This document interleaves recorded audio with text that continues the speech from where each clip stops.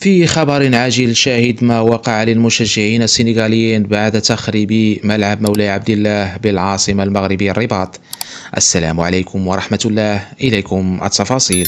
في تطور جديد وخطير عقب نهائي كأس إفريقيا 2025، كشفت مصادر إعلامية عن إجراءات صارمة وحازمة اتخذتها السلطات المغربية بعد أحداث الشغب التي شهدها مركب الأمير مولاي عبد الله بالعاصمة المغربية الرباط.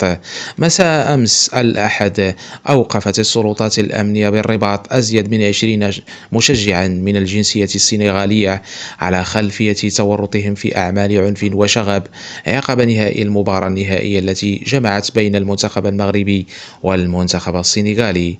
ووفق المعطيات المتداولة، فإن الأحداث اندلعت مباشرة بعد احتجاج عدد من مشجعي السنغال على قرار الحكم باحتساب ركلة جزاء لصالح المنتخب المغربي.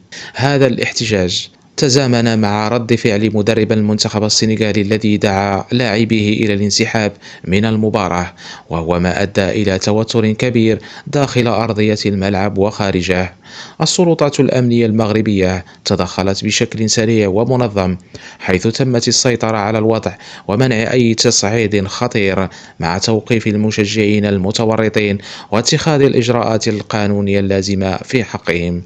وفي السياق نفسه، أعلن الاتحاد الإفريقي لكرة القدم رفضه لما وصفه بالسلوك غير المقبول الصادر عن بعض لاعبي ومسؤولي المنتخب السنغالي خلال نهائي كأس إفريقيا 2025 بالمغرب. وأكدت مصادر أن الكاف يتابع الملف في انتظار قرارات وعقوبات محتملة خلال الأيام القادمة.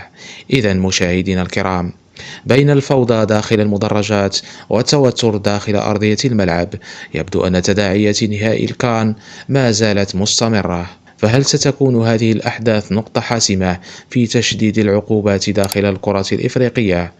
ننتظر آرائكم في التعليقات، ولا تنسوا دعمكم للفيديو بالإعجاب والاشتراك في القناة.